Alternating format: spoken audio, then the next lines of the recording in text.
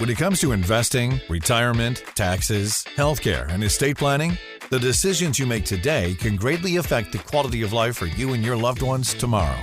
What you need is straight and unbiased information on the most important issues you'll face when planning for your retirement and financial future. Good news, you found Premier Retirement Radio with Jeff Vogan. Jeff is the founder of Premier Retirement Planning and Wealth Management, and he's been guiding people financially and into retirement for 30 years. So get ready for an hour of the most comprehensive financial information on the radio. Premier Retirement with Jeff Vogan. And now here's Jeff Vogan and Jeff Shade. Thank you so much. Welcome to Premier Retirement, the radio show that gives you the straight talk and honest answers you need to help you reach your wealth management and retirement goals through smart investing and careful planning. On today's show, we're going to be talking about what retirees and future retirees should be watching for today. We'll also answer listener questions, and finally, costly mistakes affluent investors make when choosing a financial advisor. My name's Jeff Shade. I am just here to ask the questions, but the words of wisdom is solid advice. Of course, they come from Jeff Vogan, founder and president of Premier Retirement Planning and Wealth Management. Hey, Jeff, how you doing today? I'm doing great. How are you doing? I'm doing fantastic, thank you. Jeff, there is certainly no shortage of headlines right now. Markets are moving, inflation is still hanging around, the Fed seems concerned, and geopolitical tensions continue making news. So let's start with the markets right now. We saw some rough days earlier this week, especially for technology and AI stocks. Does that really tell us anything of significance? Well, I think it does. I mean, the catalyst was really, I guess, Korea finally awoke and said, whoa, our market's going crazy and gee, the valuations are absurd. Well, we've known the valuations in American markets have been absurd, and the tech market's been outrageously high, comparatively speaking, to any pre-bubble time frame, and people continue to buy. So, we're getting cheer-led by the White House says everything's good. And I heard Trump earlier this week say, yeah, Doug, somebody says my 401k is up 78% and you're doing great.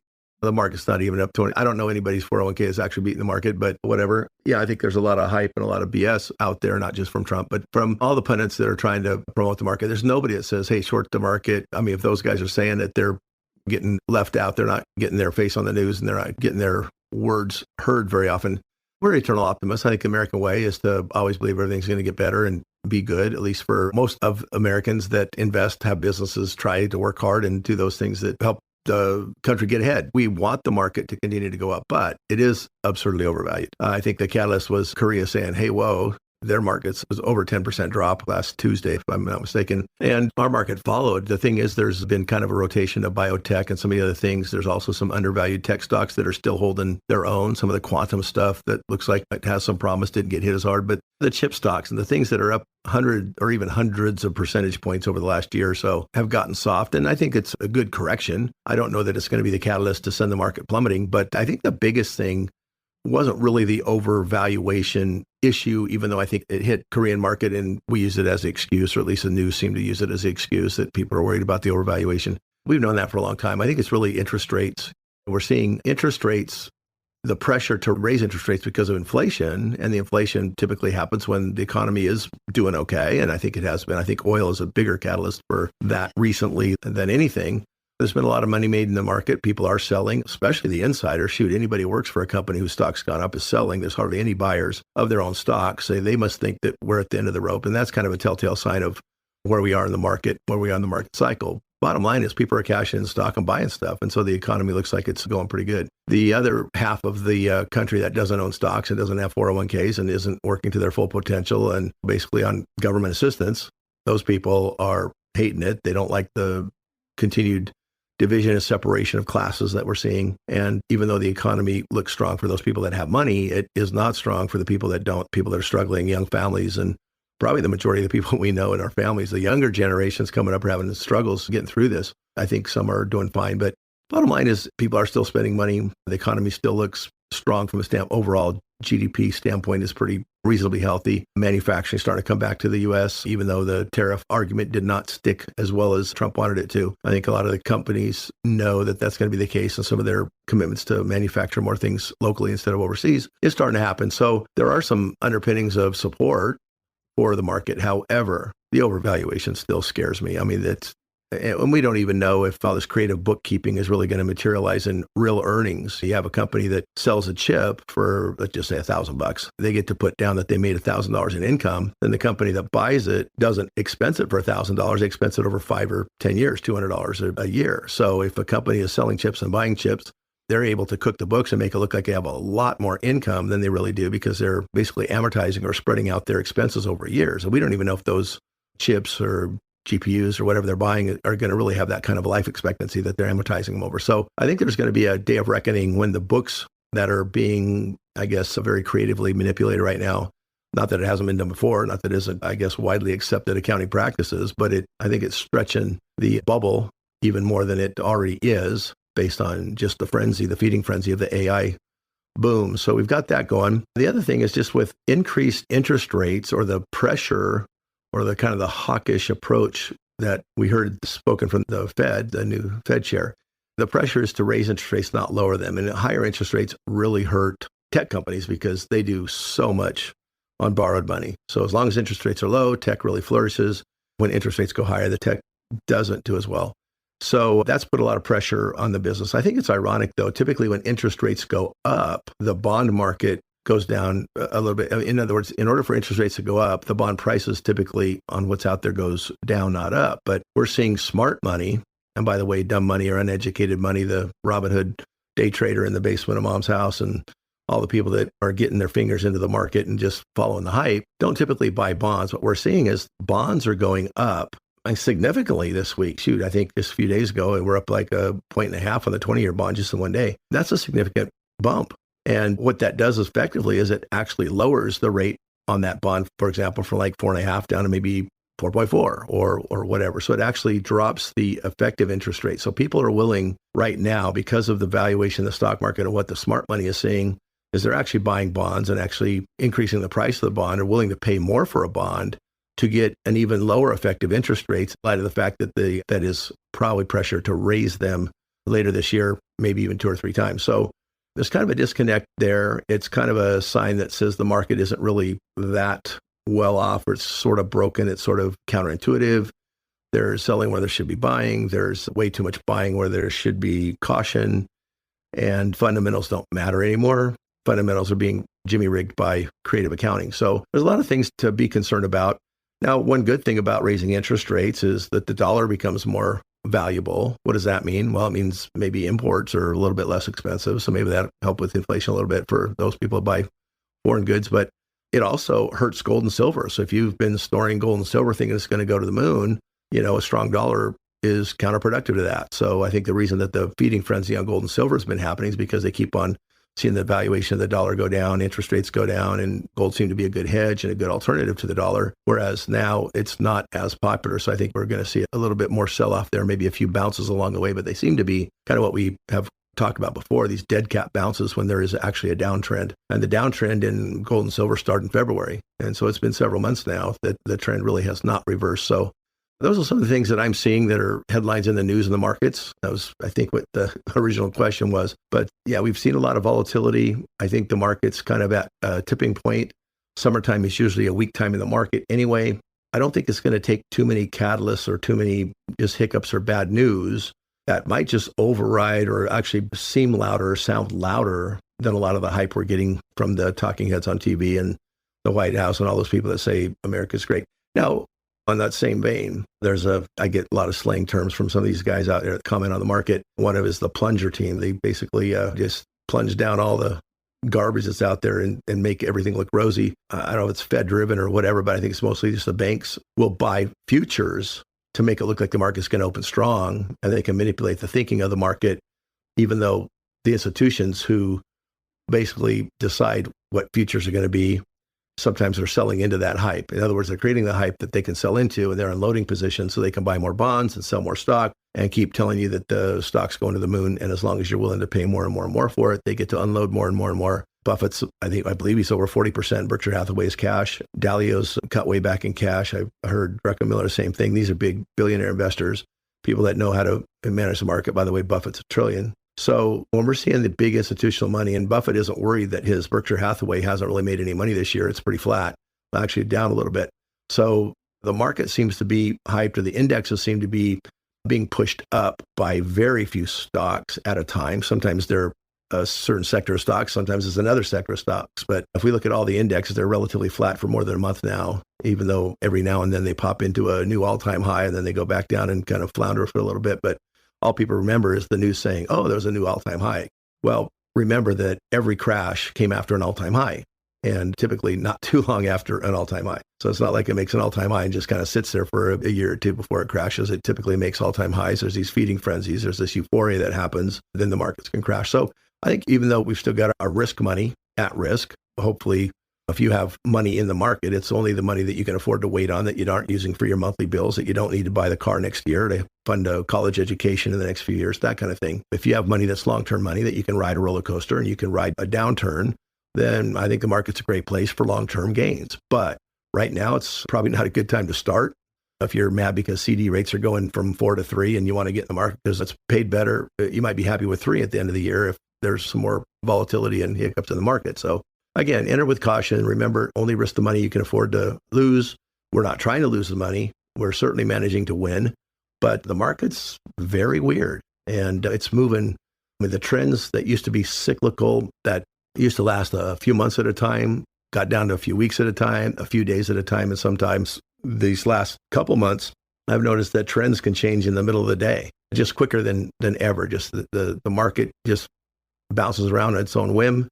It's in control. We are not in control. We can follow and chase the market. We have to be careful not to do that. We do have to follow the money, but it's becoming a little bit more difficult to do that in the last few months. And that's what I've noticed being a money manager that looks at the market every day and makes trades and rebalances and things on a regular basis. You know, I've seen that the market trends are just very almost random. And it doesn't seem to be a rhyme or reason other than what somebody makes up a story later on the news tonight. That's the market you want to be in. Again, enter with caution. If you want to just kind of wait this thing out, we're doing that with a lot of our money. But then again, if you've got assets in principal protected accounts, things that don't go down when the market goes down and you're safe and you're using the income from that, then you shouldn't really have to worry as much as somebody that has all their bets or all their retirement bets betting on the market where it is right now. You never get hurt taking a profit. You won't get hurt taking a profit right now. You still won't get hurt taking a profit on gold and silver either. I mentioned that earlier. If you had it for several years, you're probably way up, maybe even still double your money. Never hurts to take some of that money out, your original investment off the table and see what else rides. And that's, I mentioned just the gold and silver market because the dollar's getting stronger. It seems to be in one of those that we can see a prolonged sell-off. We're probably going to get there with tech and some of the other things that a lot of the big board stocks that have been carrying the market may not be. And so it never hurts you to take profits. You don't lose money if you've taken a profit. And you might not make money if it goes up, but that's why we have principal protection in annuities that are indexed to the market so that if the market continues to go up, we make money. If it goes down like it's due to do, then we don't lose in the bad market. So we have the best of both worlds. You need some liquidity. You need some long-term growth. We like that to be market focused, but only to the extent that you can afford not to lose it. And it's money that you don't need for everyday expenses. Talking with Jeff Hogan of Premier Retirement Planning and Wealth Management here in Tucson and Mesa. We're talking about market conditions right now. If our conversation piques your interest, you'd like to get in and sit down with Jeff on a one-on-one basis, talk about your individual portfolio, how you're positioned for today's environment. It's not going to cost you a dime. Call 520-780-9059. You can make the call right now if you want. 520-780-9059. Request your Premier Retirement Roadmap. Leave your name, telephone number. Shelley will return your call on Monday and set you up with that appointment. Again, it is totally complimentary. 520-780-9059. Jeff, SpaceX, that has been the big IPO here. It has attracted significant client interest. SpaceX is widely viewed as one of the most important private companies of this era. When people ask you about SpaceX right now, Jeff, I mean, we're in the IPO stage. What advice do you give them? What sort of questions should they be asking before they jump in and buy this?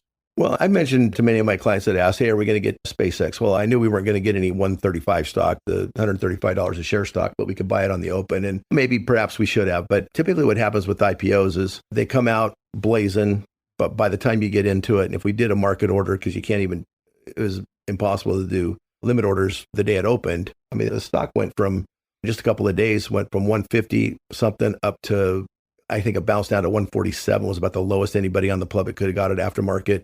And now it's back to 155. So it's only up $7 in the last couple of weeks, but it's been as high as almost $220. a share. So if you were saying, man, time to get in. And by the way, after a couple of days when the momentum was up, we actually jumped in it for a day. And then all of a sudden the volume started going down. I thought, okay, the reason that I think it was maybe attractive for a while to be on the IPO hype run after it proved itself to be going up for a few days was that Musk and Robinhood and all these companies that actually gave out a little bit of the IPO stock actually put restrictions on selling right away. And so that strengthened it a little bit. But I think there's a lot of people that have that stock that don't care about the restrictions. They're going like, well, I bought it at 150. It was 220. Now it's 180. I'm taking my profits. And so now they pushed it down. And those people may not ever get IPO stock again, but they're also learning that IPO is more hype than a real investment.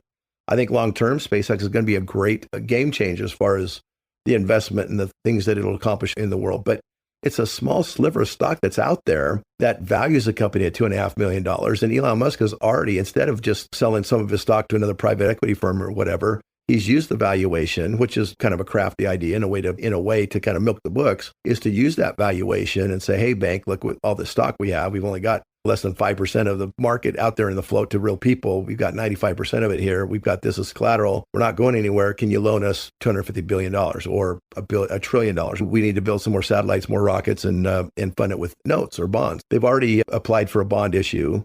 That kind of doesn't make investors very happy because they're borrowing more and more money, even though they're losing billions of dollars every year already. Now they're going to borrow money at interest rates. Interest rates are going up. And so I think it's kind of rocked the market a little bit, how aggressive they're being with the finances of this IPO. So it wasn't like half the money went public and everybody got to play and we're all holding this for the long haul till it makes us all millionaires. It's still in that hype stage. And right now it's in a very strong downtrend, down most of the days this week. I think it popped maybe a teeny bit early in the week, but it quickly lost its luster. But the last couple of weeks, it's in a pretty steady downtrend since it approached the $200, $220 mark.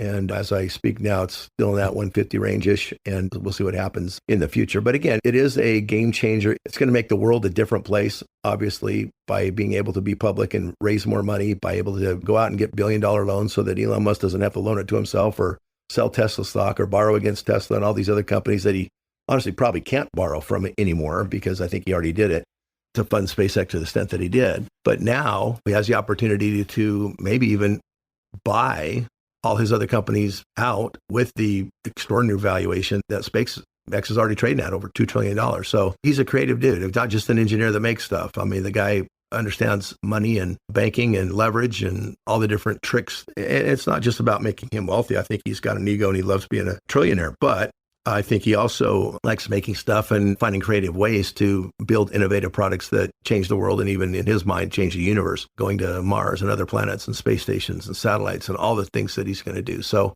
I think there's probably a good future for SpaceX stock. I'd like to see what happens when more people own more of it. I don't know that unless you're just going to buy it, close your eyes, not worry where it goes.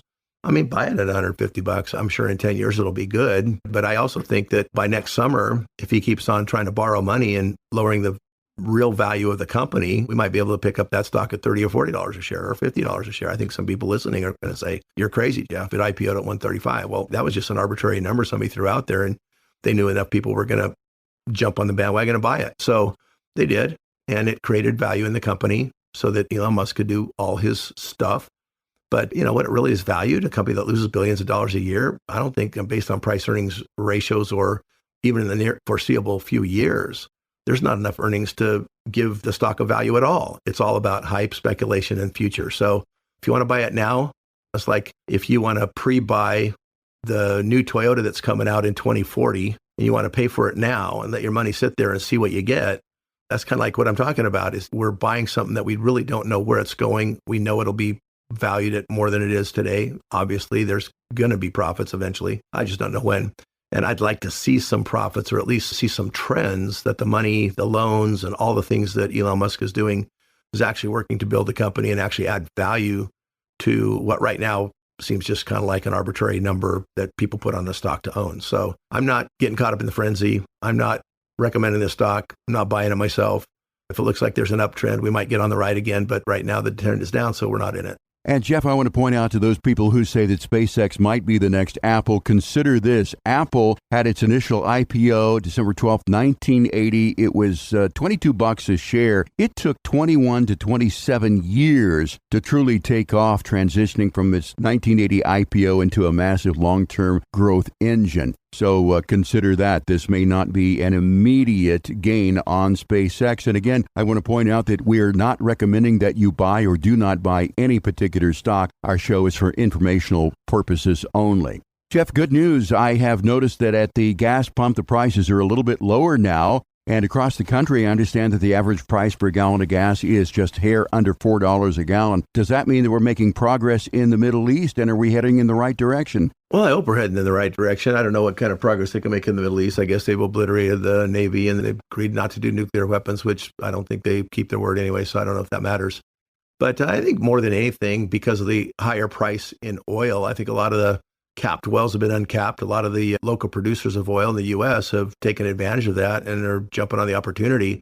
And now there is an extra supply, which does lower the price, even if the Strait of Hormuz doesn't end up getting owned by the U.S. and transportation through that strait was resumed like it used to be. Bottom line is I do think that if the war does end, if they can get some sort of a ceasefire and get Israel on board with their deal, then Iran has a potentially better chance of keeping with the deal. But I think we need more players than just the U.S. telling Iran what to do, because there's other people that are causing trouble over there that we need to kind of put our guardrails on as well. So let's see how that all works out. I don't know that we're out of the woods yet with oil prices or with the war in the Middle East. I tend to think that, it went on for 47 years. I don't think it's going to be ended in 3 months. I think it's going to be one of those things that's going to be frustrating for a long time. And it may make the price of oil volatile. But I think what it has done is made a lot of the rest of the world decide that they need to become a little bit more oil and energy independent, which we started doing on Trump's first term. We ended that when Biden took over and said, that's okay, we'll just keep buying from everybody else, give Iran money and buy their oil. So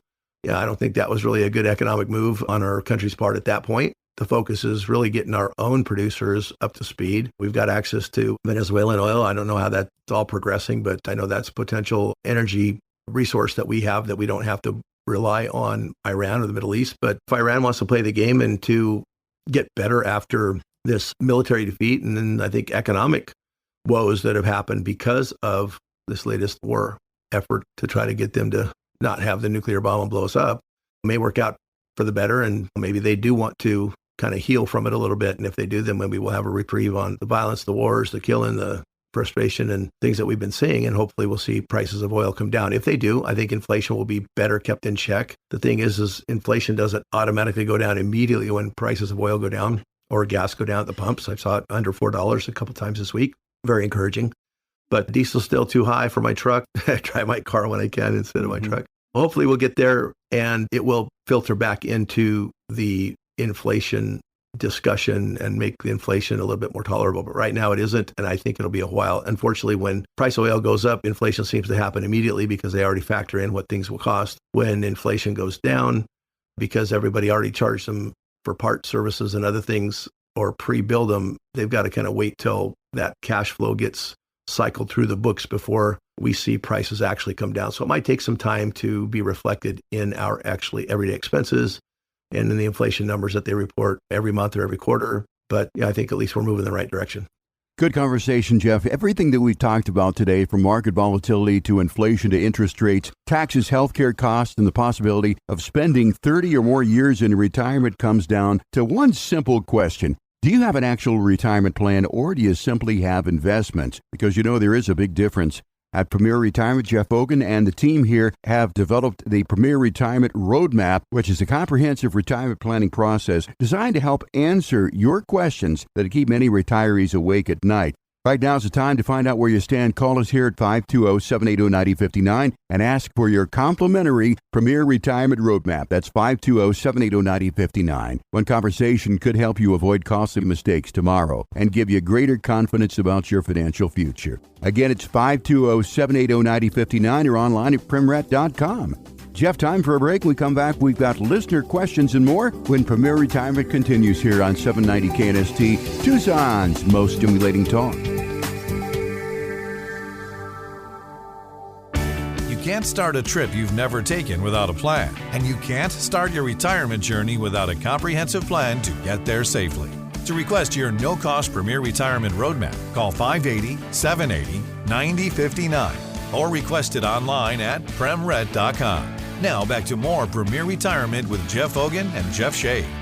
We so much appreciate you joining us here for Premier Retirement each and every weekend here on 790 KNST. By the way, we're on for you 4 times a week, Saturdays at 7 a.m., also 9 a.m. and 1 p.m., and then on Sundays at 11 a.m. If you've missed any part of the program, of course, you can always join us on our podcast. Go to wherever you get your podcast, search for Premier Retirement with Jeff Hogan. You're going to find this show and all of our past shows so you can stay on top of your journey towards a confident retirement. Once again, if you hear anything in the program today that piques your interest, you'd like to sit down with Jeff on a casual basis and have a one-on-one conversation about your journey towards a confident retirement, you can do that by calling 520-780-9059, and you can make that call right now. Leave your name, number. Shelley will call you back on Monday and set up that appointment for you. Again, it is entirely complimentary. Okay, Jeff, time for listener questions. John is in Rancho Vistoso, and John says, Jeff, here's my situation. My wife and I are both 63. I'm retired. She retires next year. We have about $1.5 million invested, a 70-30 stock-to-bond allocation. No debt, strong guaranteed income from pensions and military benefits. When Social Security starts at 67, we'll have even more guaranteed income than we need for our lifestyle. Our advisor recently recommended putting about 30% of our portfolio into a fixed index annuity as a risk reduction strategy. Since we can comfortably live off our pensions and future Social Security without tapping into our investments, I'm wondering, does an annuity make sense in a situation like ours, or are there better ways to manage risk? And what questions should I be asking my advisor before making that decision? Well, I think principal protection and index annuities is a great way. I've talked about them all the time, and I think you probably know that. But yeah, I think if you've got really good income from government pensions and things like that, and you don't need the income, then maybe you just need the principal protection. You can still do a fixed index annuity without an income strategy. You can just do it for the growth portion and not to have any losses. I think 70-30 stock to bond allocation is pretty rich if you want to use that money. I mean, that's a lot of risk out there. Probably don't need that much risk with $1.5 million. I'd probably go the opposite way, but 30 or 40% in risk and go aggressive on it and put the rest in something safe. But I would not have a bond allocation. Anything you put in bond allocation, I would use for those principal protected accounts. Given that you're at a good age, you should also consider Alert Life Insurance Retirement Plan. We like those as far as more of a flexible annuity that grows tax-free and pays out tax-free, pays your kids tax-free, is there for long-term care, some of those other expenses that you may or may not have covered. So there's a lot more flexibility probably. If we went like a third on that $1.5 million, 500 in something principal protected, 500 in something that's tax-free. If you're in military, it sounds like you might have a TSP with a bunch of it in tax deferred. So you've got a RMD problem potentially where you have to pull money out of there regardless, which is one of the reasons I wouldn't have a 70-30 to stock split, because you could have an end of the year valuation at $1.5 million. The market crashes by half over the next 8 months. And then you still have to take out $60,000 or $80,000 depending on that $1.5 million or whatever valuation. If you're at required minimum distribution age, you're not at this point, but down the road, you could be in a position where you actually lock in losses or have to sell when you don't want to sell. So one of the things that is good to consider is maybe convert some of this to a Roth IRA so you don't have to take RMDs out of it. You can live on that money if you need to. Take some of it if it's in a deferred account and use something like an income rider on index annuity, which will give you an exact amount of income every year. So rather than be subject to market volatility and last year's cash balance to determine what your required distribution is, you could just make an even distribution. Let's say you put $500,000 in there, and by the time you're 70, it pays you $50,000 a year forever. Well, that'll more than cover your required minimum distributions on that, plus maybe other money. Or if over the next 10 years, between now and the time you have to take required minimum distributions, you do Roth conversions, pay tax on that stuff. If you have really good income, hopefully you've got some other savings that's already been taxed that you could use to pay those taxes. But you could be in a tax-free situation, or at least in a position where you could control and know beforehand for the next 30 years what your tax bracket's going to be based on today's tax brackets, and put yourself in a very good position to know what the future holds tax-wise rather than just guess on whatever the whims of Congress is. I mean, if you got a retirement plan that's based on Congress, then you don't have a plan. You have just something that is just guided by whatever their whims are. If you have a plan that takes into consideration tax ramifications by things that have historically, and I believe will continue to be grandfathered in when you do certain things, then grandfather those current tax laws in, those tax rules in, know what your future is going to be income-wise, growth-wise, asset protection-wise, and most importantly, how much tax liability you're going to get in the future. Are you in a position to where you're giving way more to the IRS or more to the government than you deserve because you just were lazy and didn't plan? So yeah, if you don't have a comprehensive advisor, all he does is a little bit of annuities and stocks and bonds. He probably claims to be comprehensive because he's at least using two buckets and good. You're at least using somebody that exposes you to good products, of fixed index annuities. But if they're not adding tax planning, if they're not doing the Roth conversion, we do thousands of iterations of what if scenarios to come up with the best, most efficient Roth conversion plan, how much to put in LURPs, how fast to do it, how much to overfund, how much income can you get, what your effective tax rate's going to be for the next 30 or 40 years, not just, well, let's see how it goes for the next 5 years, or, hey, this is your emergency need bucket, this is your 5-year bucket because it's safe, and this is your future bucket. Well, if your future bucket's more than 5 years, do we know that that future bucket's going to be worth more than it is today? We certainly don't. The last two big market crashes in 2000 and 2007, 5 years after the crash, the market was still lower. So if you had those buckets and long-term buckets, you'd still be at a loss when you started having to use that money. So I think you need to have a more thorough look at what history could do to you, what the market could do to you, how damaging it could be, how secure those investments and pensions that you have are. Typically, government and military pensions have always been pretty darn secure. I hope they don't ever change them up due to budget constraints or whatever. But then again, what you do with your own $1.5 million or whatever can be structured in a way where it's either protected, secured, insured, guaranteed, or just predictable, or just a hold and hope plan. Maybe you want some in each, but the more comprehensive advisor you have that deals with all the tools, I think the better choices you can make, and probably the more secure and confident you can feel going forward. John, great question. Thanks for listening to us in Rancho Vistoso. Once again, if you'd like to have a further conversation with Jeff, the phone number is 520-780-9059, and we appreciate you listening to us. Mark's in Green Valley, and Mark writes, I'm planning to retire sometime in the next 6 to 24 months as I've learned more about retirement planning. I've noticed that many advisors rely heavily on historical market returns when building retirement income plans. My question is this: why not place more weight on forward-looking economic forecasts? If respected economists are forecasting lower returns ahead, shouldn't retirees incorporate those expectations into their plans rather than relying primarily on long-term historical averages? In other words, when planning for retirement, how much should we trust the rearview mirror versus looking through the windshield? Well, the only way you can have projections as far as what the next 10 years, just like Vanguard's doing, is to look through the rearview mirror. I mean, we're seeing that the rearview mirror has us at an all-time record high overvaluation. Looking in the rearview mirror sees that we've had great population that has generated a lot of economy, and now we don't. So you have to look in both. You have to look in the rearview mirror. You have to see what has happened so that you can base things on what the future holds. Now, you can also look at the Shiller Index, for example, which gives us a CAPE ratio. Is basically an adjustment based on current price earnings ratios and how much return should happen in the market over the next 10 years.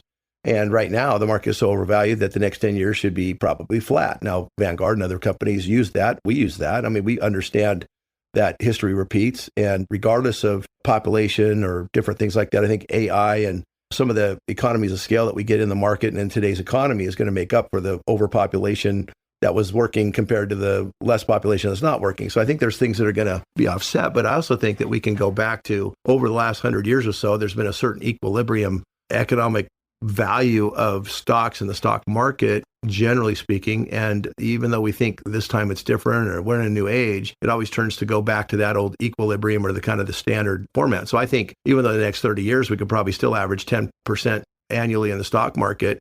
But if you're not going to use that money, that's great. But if you are going to use that money, then you have to consider where you're at right now. You don't want to be at the top of the market and start using your money, have the market crash, and then have only half the money, but you still need to take a paycheck from it next year or the next 5 years or the next 10 years. You'll end up like Norm. I talk about the Norm story all the time. He retired with $1 million in the year 2000, thought he'd be fine because the stock market averages 10%. So you've got a really good reason to ask that question. It's a smart question. It's this question that I always ask people to ask.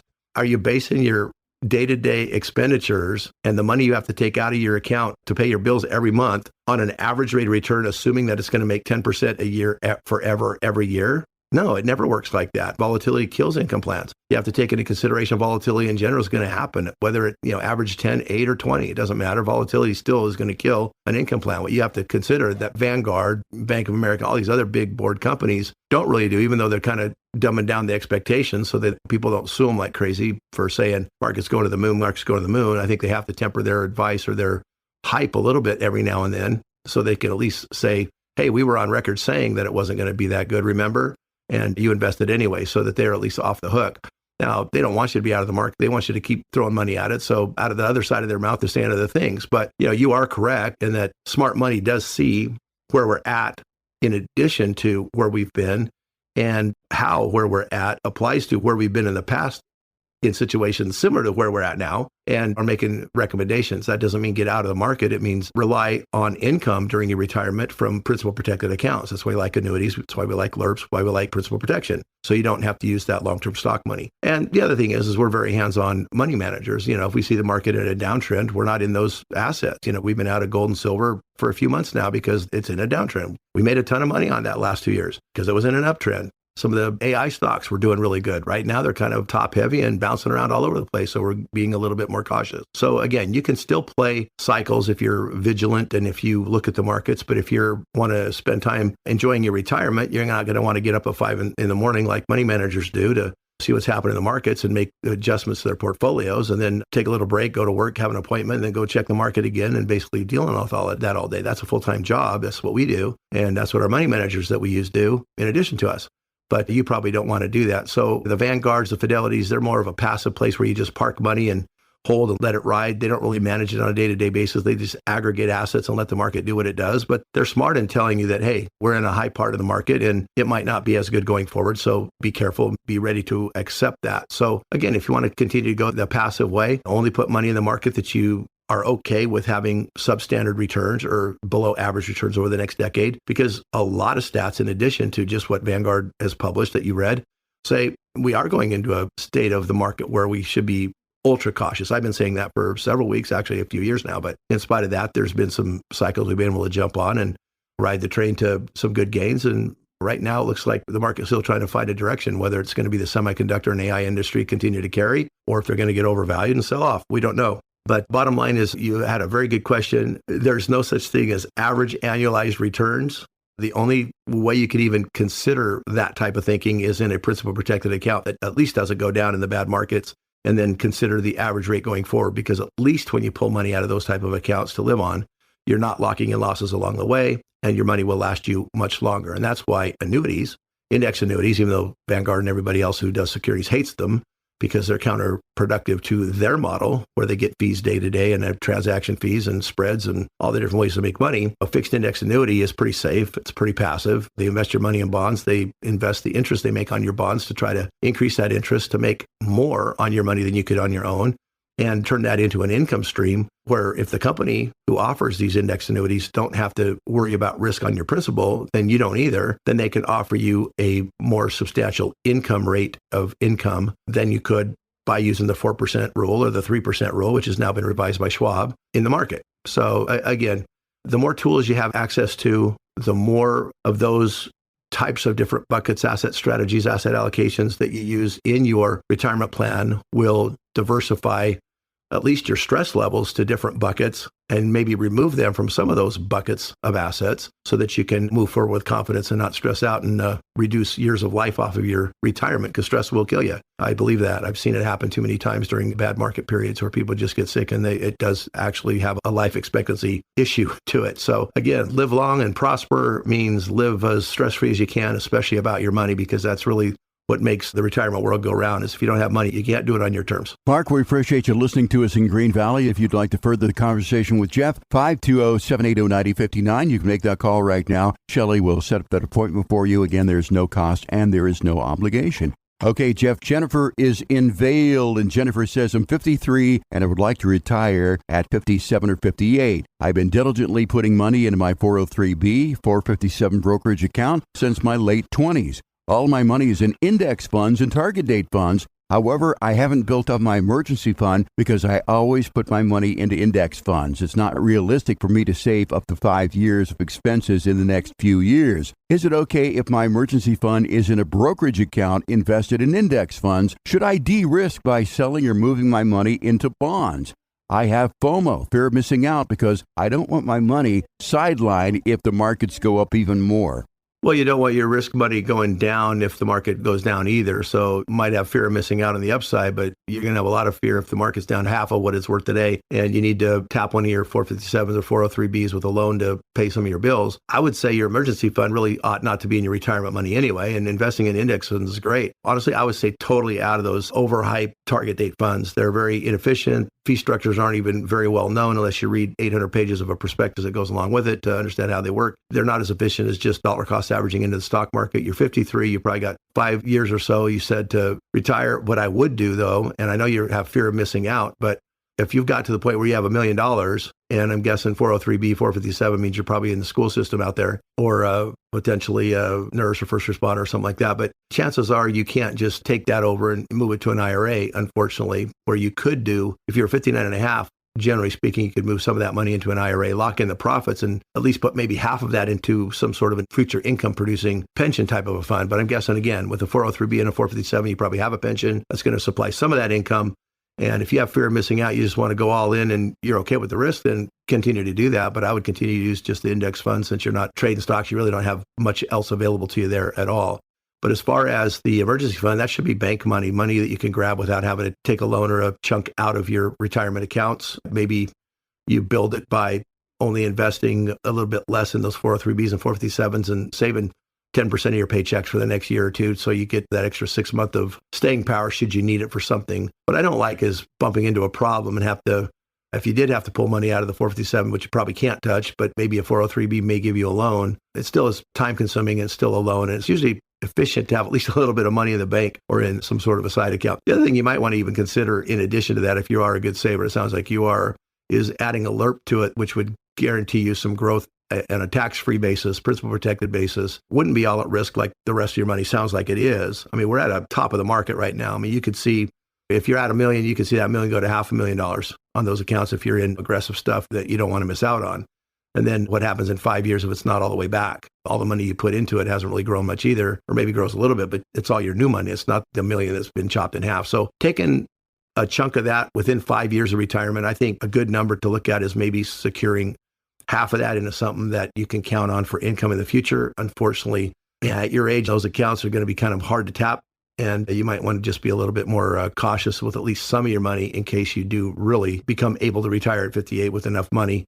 But you don't want the accounts that you have right now to be worth a fraction of what they're worth today. You want them to be worth more, and there's no guarantee that they will be unless you set aside some of that money to at least get you by for a few years till what might be involved in a market crash has a chance to come back and recover. Jennifer, we appreciate you listening to us in Vail. And once again, 520-780-9059 is Jeff's telephone number. If you would like to further this conversation, you've got a question you'd like us to answer on the air, you can get it to us by calling it in to Shelley if you want at 520-780-9059. Or you can also go to the website, primrat.com, and use the contact page there. And we would love to answer your questions. Also, if you'd like to sit down with Jeff on a one-on-one basis and have a casual conversation about your journey towards a confident retirement, same number, 520-780-9059. It is totally complimentary. It is not going to cost you anything to do that, and there is no obligation. Jeff, many of our listeners have worked hard, they saved diligently, and they have accumulated more than $1 million.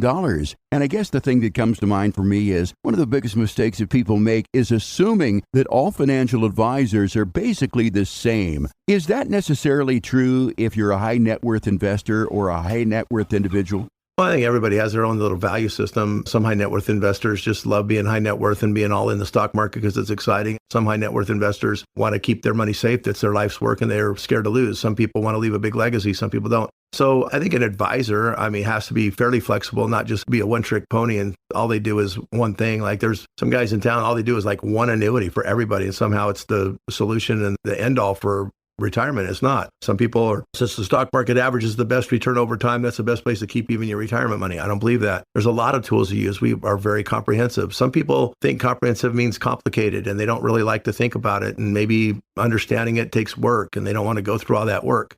So I think everybody has to just find somebody that matches with them. I have a lot of Raytheon clients. They seem to enjoy the details and getting into the weeds a little bit. And I do too. And having a comprehensive plan, which isn't really complicated in my opinion, it isn't to most of my clients. It's probably adding a few new things to the mix that you haven't heard about that your 401k hasn't offered. They don't offer principal protection like index annuities. Most companies used to offer pensions. So index annuities didn't really have to offer income, but now they've stepped up and filled the gap between those companies that give you a 401k, but don't give you any income guarantees. And insurance companies says, hey, well, we'll do that. You can let us be your pension provider. And by the way, if something happens to you, you get the balance of your account back. It's not like you have to give it up like most pensions or like Social Security and those other things you pay into, and you may not get all your money back. The insurance industry has actually stepped up big into the retirement business and done a really good job filling the gaps between what Wall Street can't do, and that is give you guarantees or give you any reasonable guaranteed income. Nothing over 4% has ever been established as even a reasonable expectation for a volatile stock market, even though the stock market over time averages 10 and the bond market averages better than 4. So it's kind of weird that you can't take out more than the averages of those two accounts, or you might run out of money. There's a good chance you could, or at least a better chance you will, that you shouldn't be willing to take.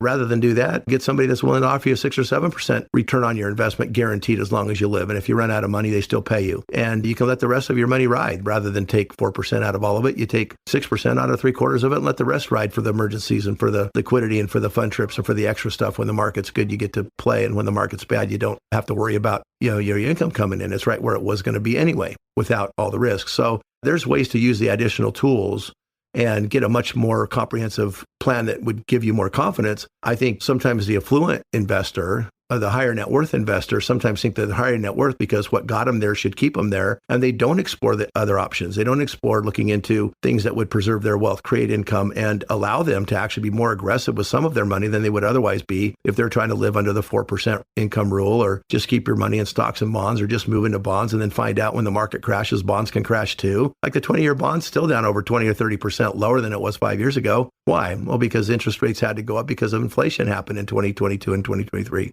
So, it's a little bit more under wraps now, but we might still have inflation. But the thing is interest rates haven't gone down. The bond prices haven't gone up. They're still kind of stagnant. So can you make money on bonds? Can you make at least a little bit of interest? Well, maybe if you ladder them and hold them to maturity, but you can actually do better on income using other tools that aren't promoted by your bank or by Wall Street or the 401k company that you had your retirement assets in and now is asked you to move to a IRA to do the same thing, just with different fee structure so that they can continue to risk your money. Everybody's got a different style of investing. Everybody's got a different frame of reference. Everybody's got a different background. Everybody starts in a different place. We like to meet people where they are and show them where our happy clients are and where they can be. And if they like it, they'll go on the journey with us. If they don't, then they can continue to do stuff that would worry me. And by the way, if you want to do stuff that will worry me, I'm not going to take you on as a client. That's just kind of my rule. If you want me to take some of the heat off of you or some of the stress out of your life, then don't just delegate the stress to me. You can delegate the work and the management and the oversight and the planning to me, but we're going to do a plan together that makes sense, that sticks with your values, that risks only the amount of money that you can afford to risk and creates income when you need income and saves you a bunch of taxes. Every chance we get, we're going to save taxes and let you keep more of your money than send it to that big old black hole that makes your money disappear that starts in Washington. So again, to each his own. We don't match with everybody, but there's a million financial advisors and they've all got a clientele or they wouldn't be in business. So apparently there's something for everybody. If you look hard enough, you'll find it. And I would encourage you, if you haven't got an advisor and all you've been doing is accumulating a 401k, is go kick the tires with a few advisors. Find one that meshes with your line of thinking, that wants to keep up with your goals, that can introduce you to new products and ideas and explain them in a way that you can understand them and have them fit into a plan that's not just comprehensive, but coherent, and that you can sleep good at night and not worry about it. You can live your life and your retirement on your terms, not on the terms that the market or Congress decides for you. Well, Jeff, I think the takeaway here is that all financial advisors are not created equal, especially for those clients who've accumulated more than $1 million.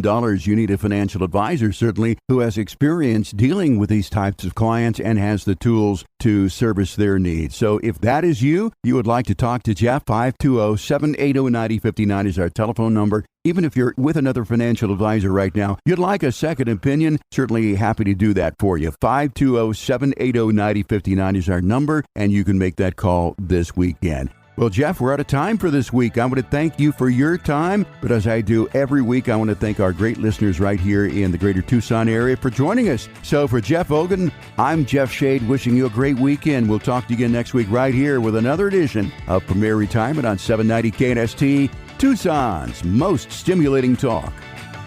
Investment advisory services provided through Premier Wealth Advisors, LLC, an Arizona state-registered investment advisor. Securities transactions are placed through TD Ameritrade. Insurance and annuity products are offered through Premier Advantage Inc., DBA Premier Retirement Planning and Wealth Management. Investing involves risk, including the potential loss of principal. Any reference to protection, safety, or lifetime income generally refer to fixed insurance products. Insurance guarantees are backed by the financial strength and claims paying abilities of the insurance carrier. This show is intended for informational purposes only and is not to be construed as advice or recommendations. Due to show format, accuracy, and completeness cannot be guaranteed. Premier Retirement and its representatives do not provide legal or tax advice and may only conduct business with residents of states and jurisdictions where they're properly registered.